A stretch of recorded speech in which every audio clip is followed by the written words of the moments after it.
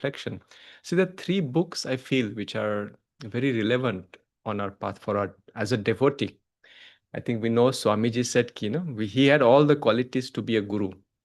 It's not out of humility that he said, I want to, but he said, I want to be a disciple. And why is that? Because he felt the need for all of us is not to know, like we have seen how gurus are and we always worship them. But how do we, what is the disciple's role, isn't it? And that's where I think, so three books I feel are like essential. It's sort of like a guideline for us. Of course, one of them is this book by Gyanmata ji, one of the four most advanced woman disciple. That's how we know her. The second is Rajarshi Janakananda ji's book. Again, that has a lot of communication between him and Master directly. So we may not just find inspiration, but a lot of instruction, especially Gyanmata ji. She writes, and she is not just a gentle person. Oh, it's okay, everything will be fine. She said, if you want to find God, you need to be serious. And she's been harsh, but in a very most compassionate way. And she was not just giving like lectures or something, her life embodied that as well. And then the third book, of course, we always have is The New Path, which is by Swami Kriyanandaji's. And so I feel that this is sort of like three handbooks a disciple need to have. So some of the excerpts that we will read today would be from. Okay. So some of the excerpts that we will read today would be by from this book as well. Okay. So with that, a long opening prelude. What we will do today is we'll start with more chanting, a little bit more reading, and then we'll have like a good, nice, long, maybe an hour and 15 minutes of meditation. We'll take a break again, some more chanting, some more reading, and we'll end with a flower ceremony. So generally, when we do long meditation, just go with the flow, allow yourself to rest more. And again, I hope everybody can stay full time. If not, that's also fine. But just allow these evenings are in generally very easy to draw inward. And on these special days, we can also invite more presence of and the guidance of our own dear sister, Kyara Mataji. So as we begin this evening, let's just invoke the presence of the masters. Please pray with me. Divine Mother, Heavenly Father, friend, beloved God, great Gurus, Jesus Christ, Babaji Krishna, Lahiri Mahashay, Swami Sri Yukteswar Ji, Paramahansa Yogananda Ji, saints and sages of all religions, beloved Swamiji, beloved Sister Gyanamata Ji, we bow to all of you. We invoke all of your presence in this satsang, in this evening meditation. Guide our practices so that we may feel your presence, an ever-present presence within us, all around us, in this meditation and throughout our lives. We want to act as your instruments. Guide us, bless us. Om Shanti Shanti Shanti.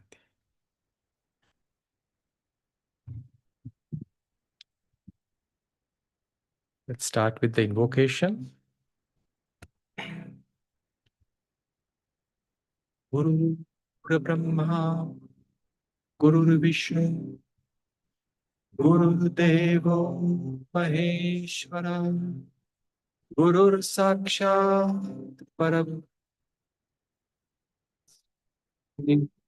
Gurave Namaha.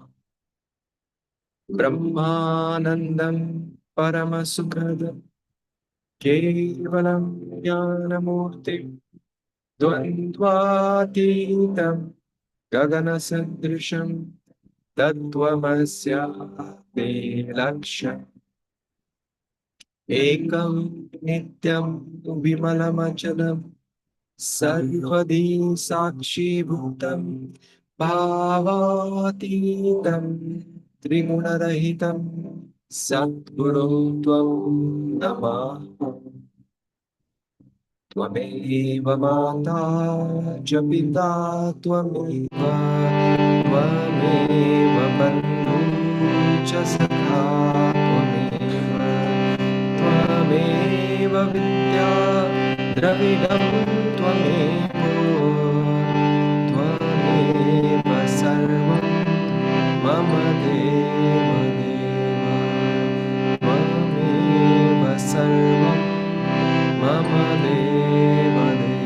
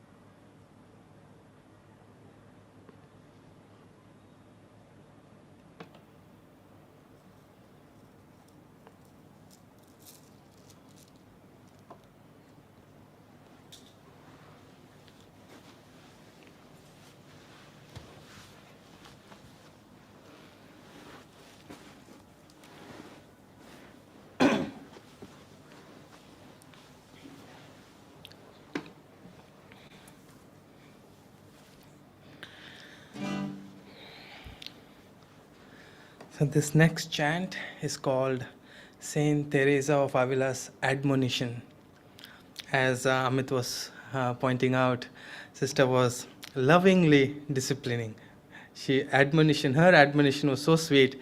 You can see in the words of this chant, which was put to music by Swamiji.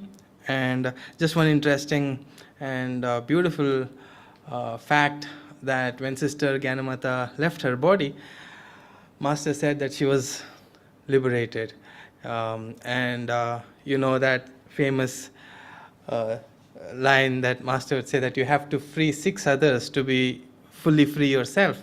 And people asked Master, did she have disciples? She didn't have disciples. Master said, she did. So she is one with God, and she's giving us all this sweet admonition.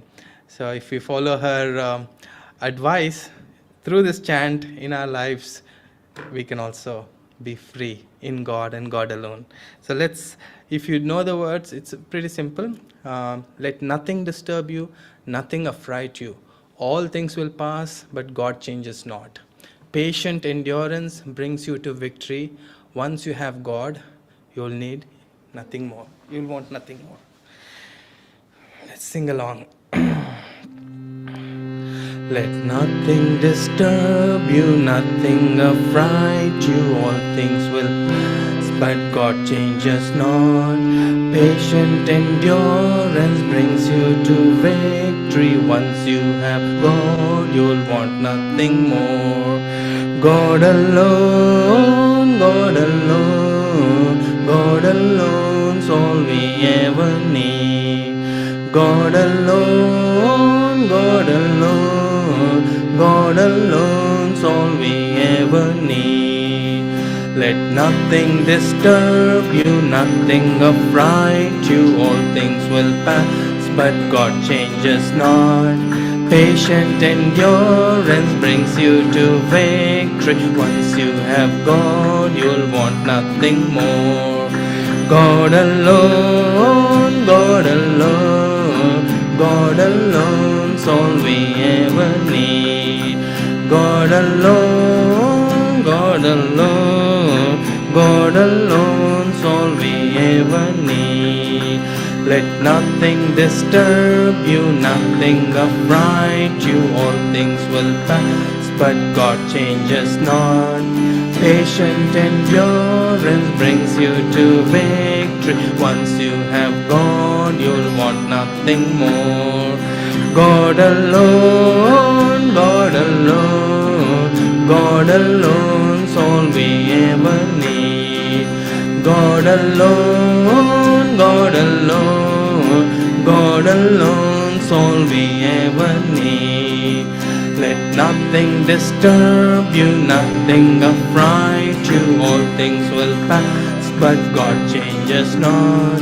Patient endurance brings you to victory. Once you have God, you'll want nothing more. God alone, God alone, God alone's all we ever need. God alone, God alone, God alone's all we ever need. Let nothing disturb you, nothing affright you, all things will pass, but God changes not. Patient endurance brings you to victory. Once you have God, you'll want nothing more. God alone, God alone, God alone's all we ever need. God alone, God alone, God alone's all we ever need. Let nothing disturb you, nothing affright you, all things will pass, but God changes not. Patient endurance brings you to victory. Once you have God, you'll want nothing more. God alone, God alone, God alone's all we ever need. God alone, God alone, God alone's all we ever need. Let nothing disturb you, nothing affright you, all things will pass, but God changes not. Patient endurance brings you to victory. Once you have gone, you'll want nothing more. God alone, God alone, God alone's all we ever need. God alone, God alone, God alone's all we ever need. Let nothing disturb you, nothing affright you, all things will pass, but God changes not. Patient endurance brings you to victory. Once you have gone, you'll want nothing more. God alone, God alone, God alone's all we ever need.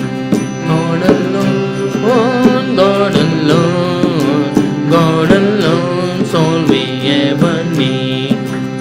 Let nothing disturb you, nothing affright you, all things will pass, but God changes not. Patient endurance brings you to victory. Once you have gone, you'll want nothing more. God alone, God alone, God alone's all we ever need. God alone, God alone, God alone's all we ever need. Let nothing disturb you, nothing affright you, all things will pass, but God changes not. Patient endurance brings you to victory. Once you have gone, you'll want nothing more. God alone, God alone, God alone's all we ever need. God alone, God alone, God alone's all we ever need. God alone, God alone, God alone's all we ever need. God alone, God alone, God alone's all we ever need. God alone, God alone, God alone's all we ever need. God alone, God alone, God alone's all we ever need.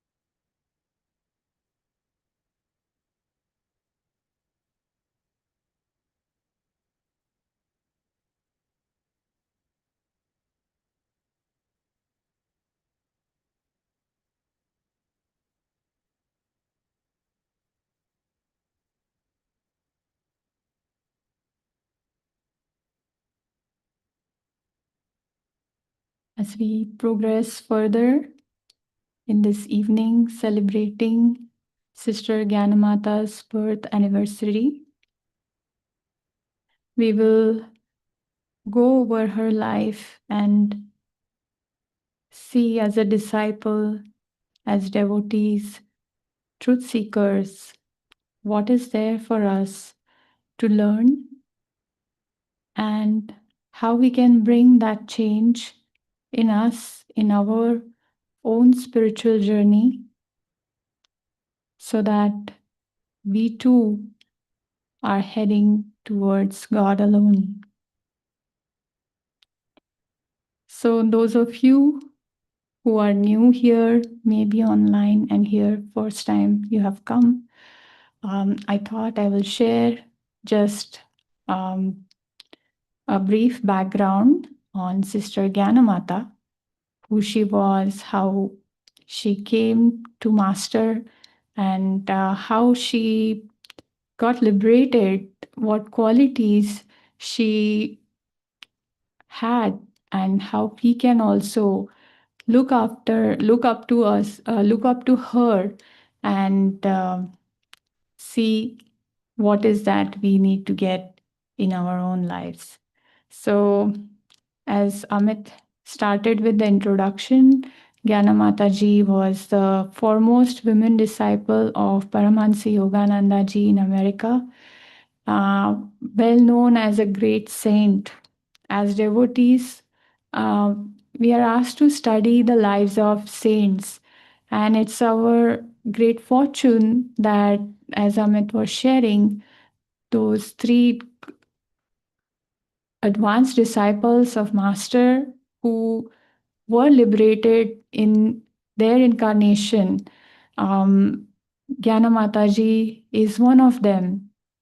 And I would like to read few words of Master about her, how he described who she was and how. So here Master says from this book, God Alone, The Life and Letters of a Saint, Sri Gyanamata, of all the women I have met in America, I think the one who has found highest favor with God is Sister Gyanamata. That is how she is known to all of us. And while growing up, she went through and witnessed a lot of suffering. While she was growing up, her mother disliked hypocrisy and flickerness of this worldly materialistic life. So she was, Gyanamataji was also like her. She hated hypocrisy of people and the materialistic world out there. And that's where she said that steady progress towards master started at a very young age while she was growing up. And later she married someone who she always said, I will only marry if I love someone. And she married a person who was kind, who was religious, who was very sincere, and she loved him, and they had a son. Later on, about her background, how she grew her spiritual interest. She always read religious, philosophical, and different sorts of spiritual books. She always loved reading. But at the same time, when we read, our intellectual ability starts to play active role. But in her case, the difference was it was intellectual at the same time very devotional. It was a perfect balance that she found. She was always hungry to hear about God when she was reading Bible, whether she was reading any spiritual scripture. She always wanted to hear about God. And she balanced that with the heart quality of devotion when she used to read. And when she was studying all these scriptures, she came across Indian wisdom through one of the scriptures where she found that it is necessary to have a guru uh, to attain liberation. And that's how her search started. And the moment she met Master, she was quite old. Her husband had passed on, meaning he had left the body. And she met Master. That moment she knew she has found her guru. And Master used to say that in past incarnation also, she was his disciple. That's how in the book you will read. And last 20 years of her life, she came at a very, like, She was in her 60s when she came to Master to live in the ashram and to serve him all through her life of 20 years, uh, till the last breath of her life was to serve Master in her life. And it's not possible in just few hours or few minutes to study her life. As Amit said, we must all have this book, God Alone, to learn so much from this saint, that it's a lifetime of a study. It's not possible to just say in few words and few thoughts in this kirtan or celebrating her life.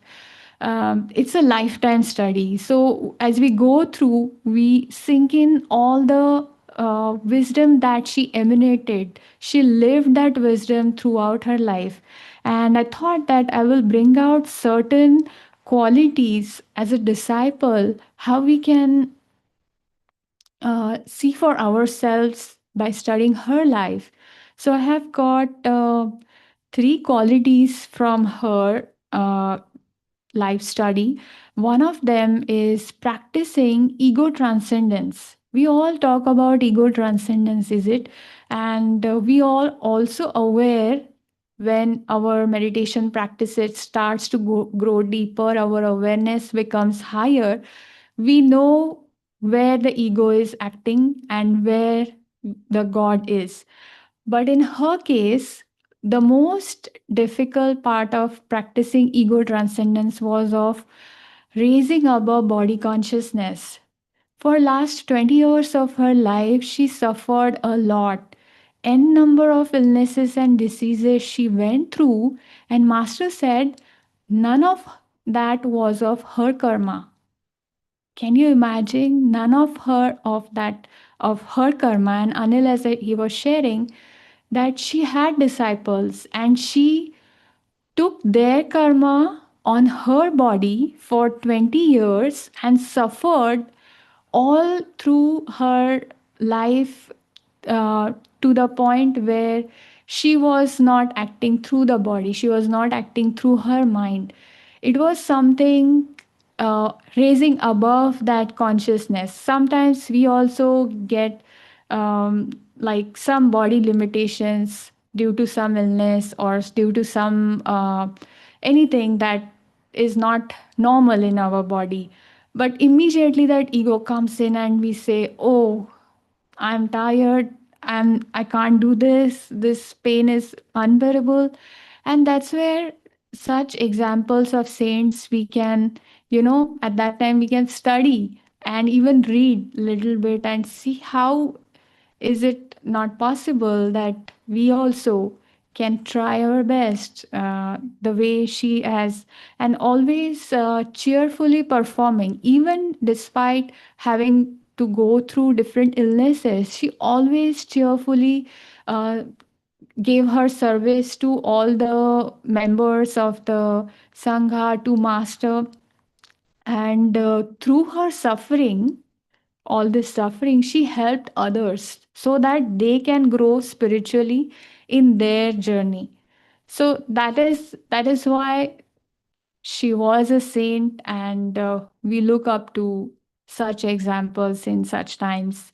Another quality which I would like to bring in of Gyanamata ji is humility and reverence for the Guru.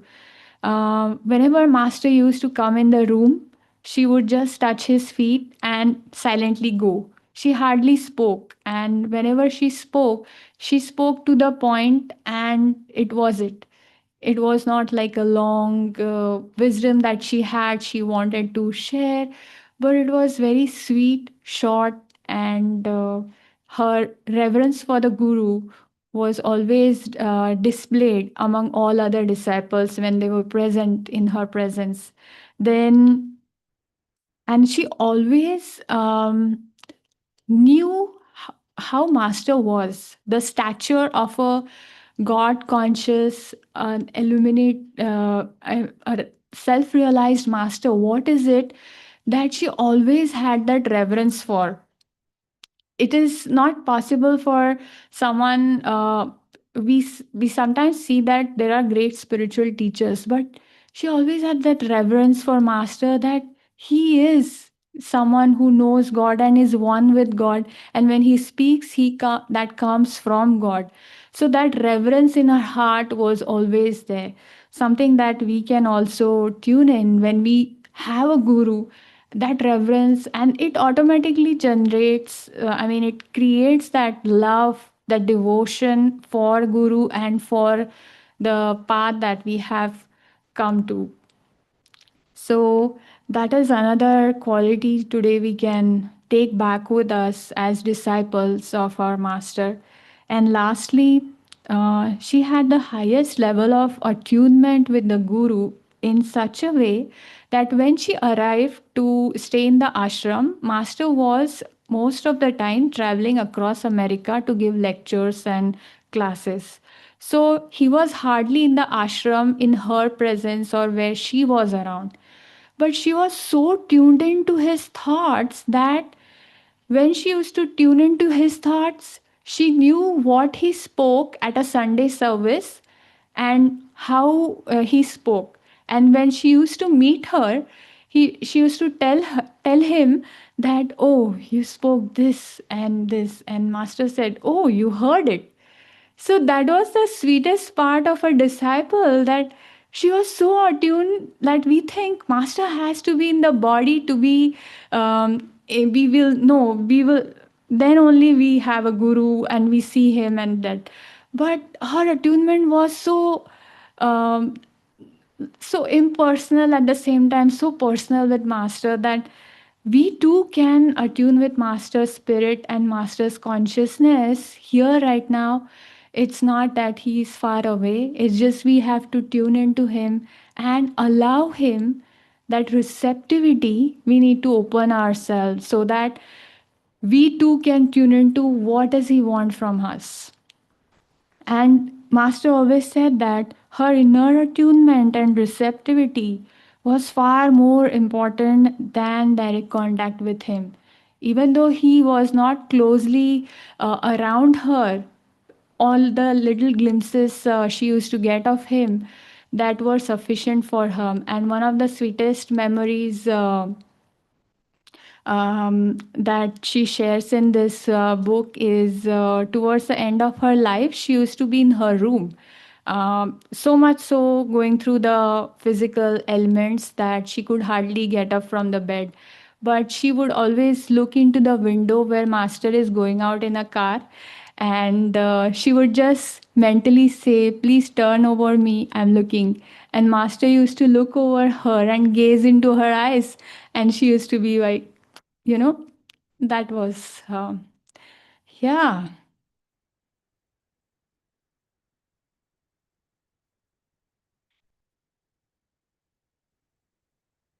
So I would like to actually end with one short reading from Man's Eternal Quest, of a few words of Master, and then we can meditate.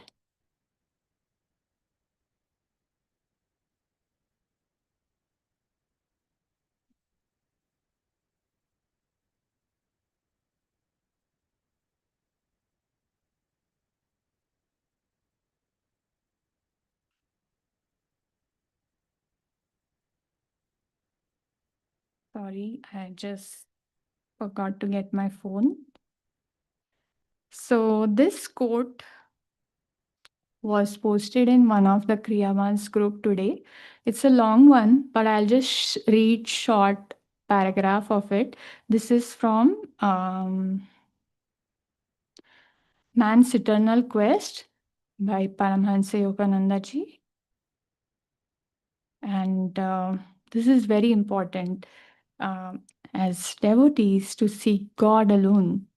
Seek God now. God realization is attained only by great effort on the part of the yogi and by divine grace. Though God can be approached by law, still by the searcher of hearts, he must be convinced that a devotee really wants him before he sends his grace. God withholds final illumination from a devotee. However, perfected he may be in the science of yoga, who does not wholeheartedly desire him. So let's tune into these words of Master, that only when we will see God alone over everything else that comes our way, then the divine grace will be showered upon us, and that's what God wants us. So, with that, we will do a chant and get into a meditation.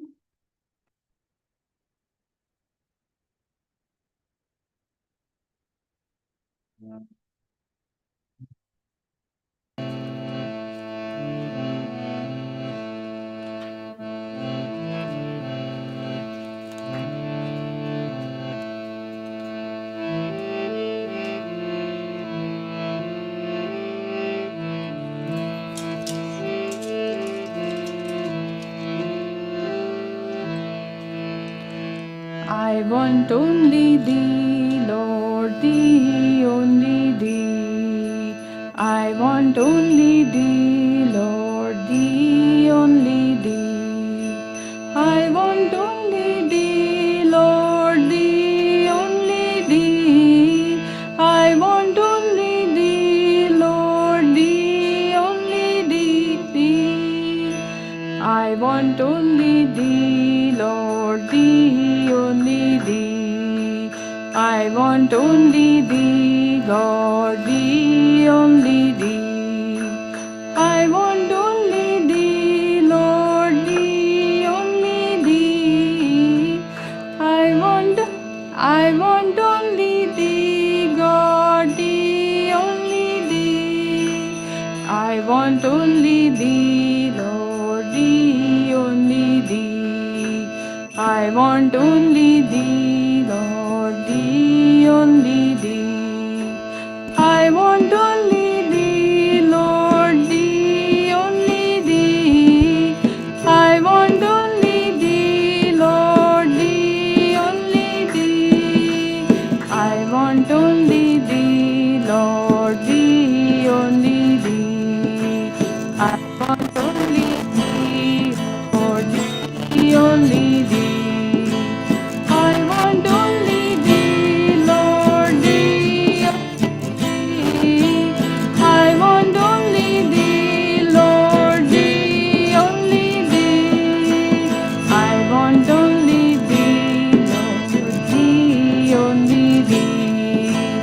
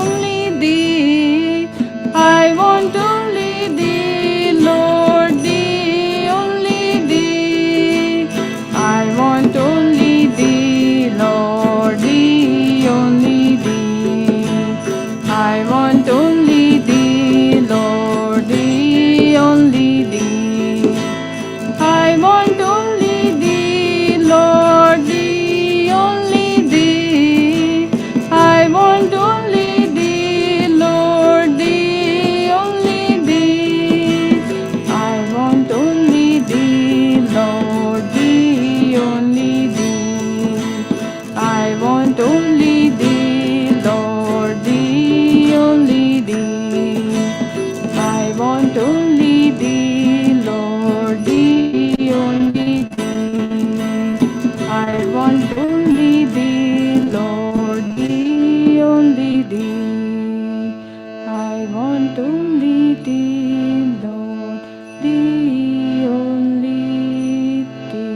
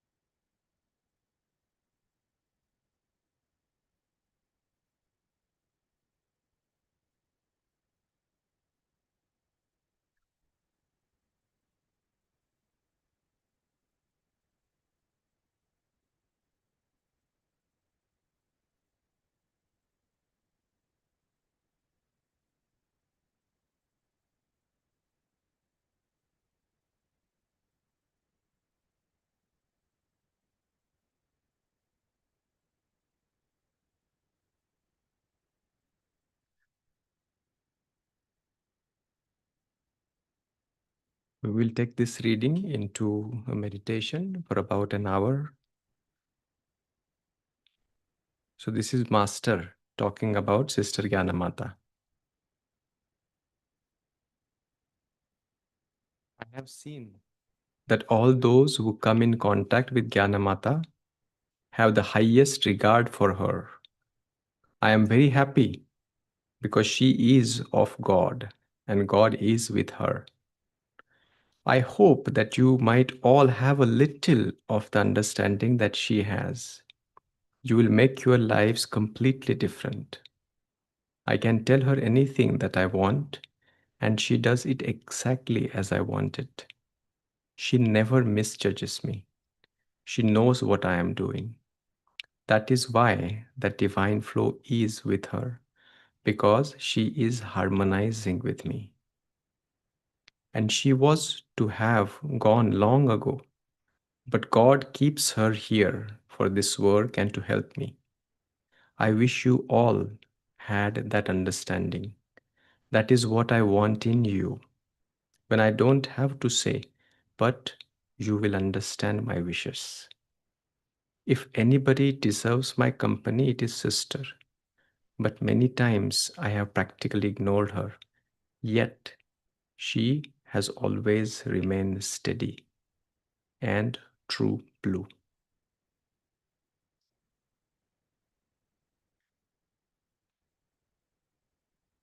Let's take this advice of the Master as we meditate. As sister could invite him, let's make an attempt to invite him in our hearts, in our meditation, in our self. Let's meditate.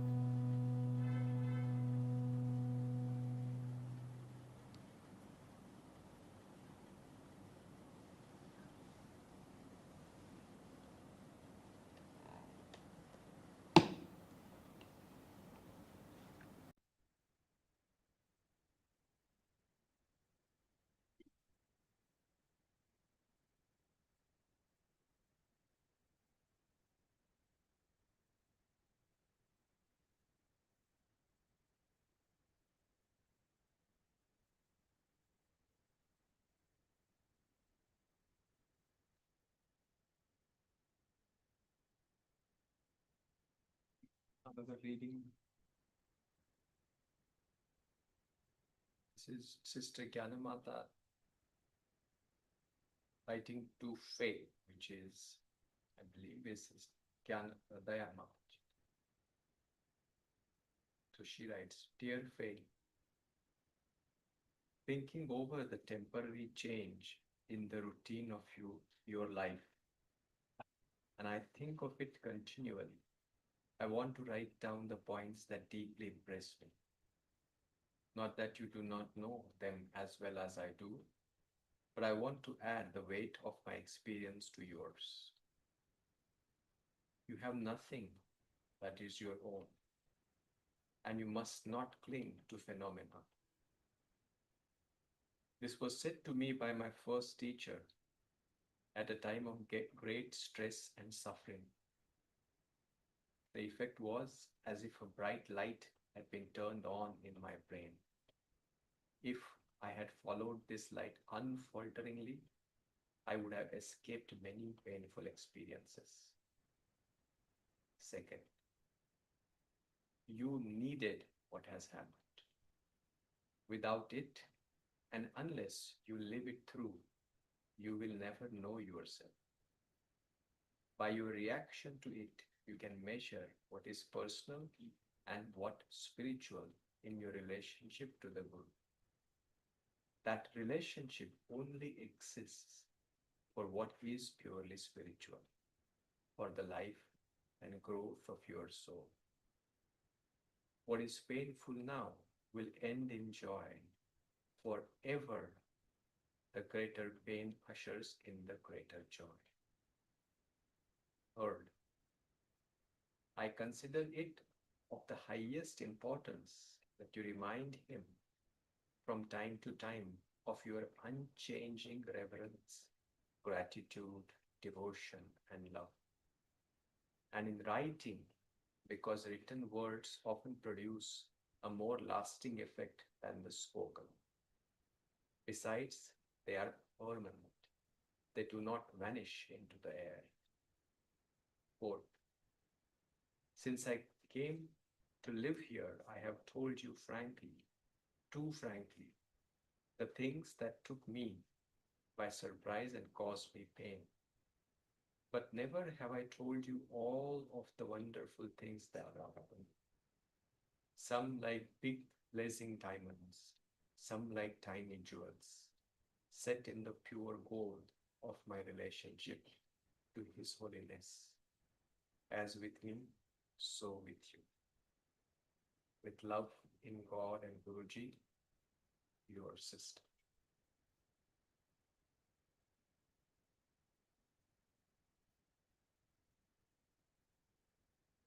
Let's continue meditation for another half an hour. that point you into a flower segment.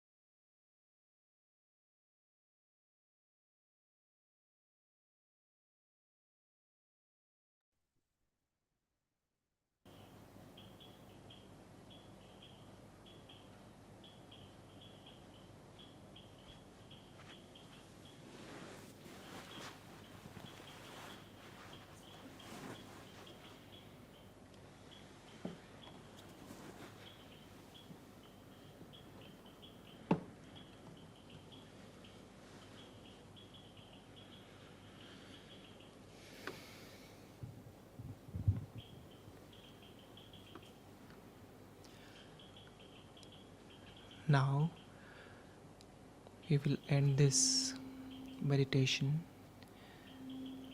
with flower ceremony. So you can come one by one and take these rose petals and you can offer to gurus or Sister Gyanmata.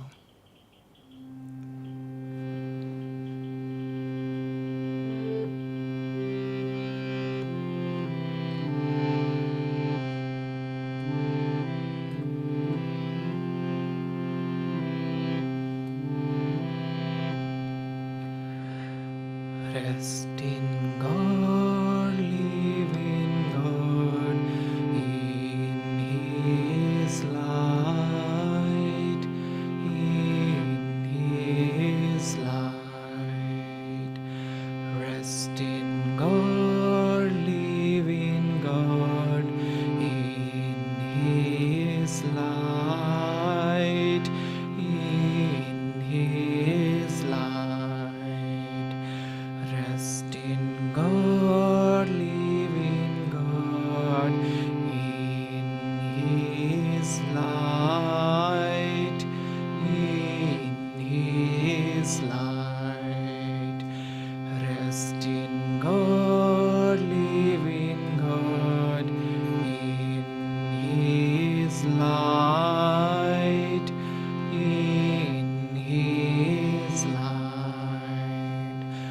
Rest in God, live in God, in His light, in His light.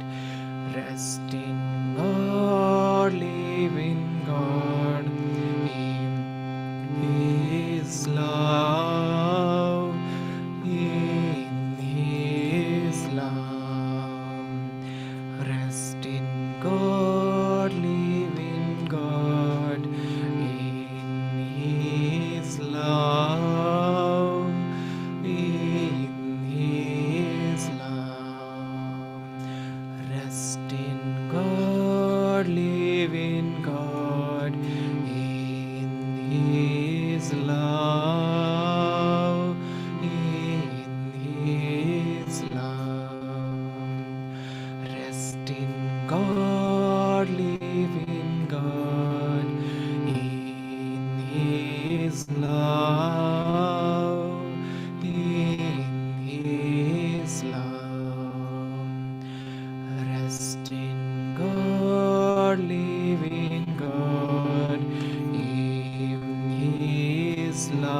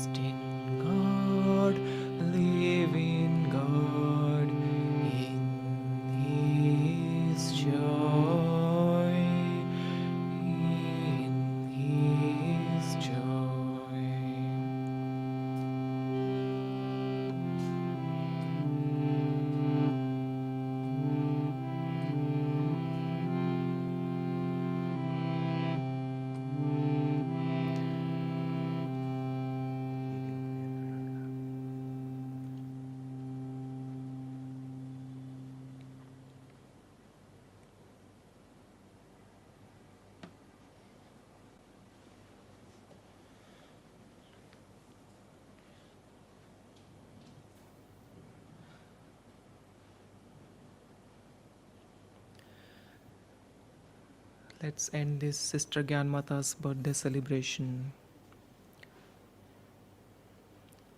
by healing prayer. Visualize all those who are in need of healing in your spiritual eye. Send them the light and love. Let's pray. Divine Mother, thou art omnipresent. Thou art in all thy children. Manifest thy healing presence in their body, their mind, and their souls. Let's rub our hands together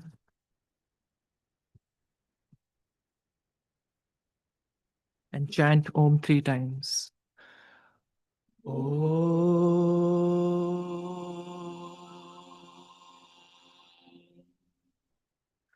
Om.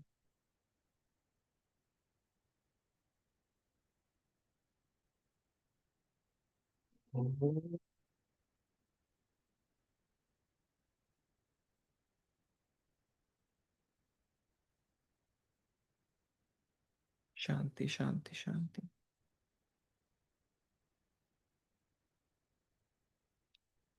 Thank you everyone for joining. It was a beautiful kirtan plus meditation and wonderful stories of Sister Gyanmata. And before announcement of Prashad, do we have some announcement? No. Okay. All right. So let's have a Prashad. Thank you, Nidishji, joining for online.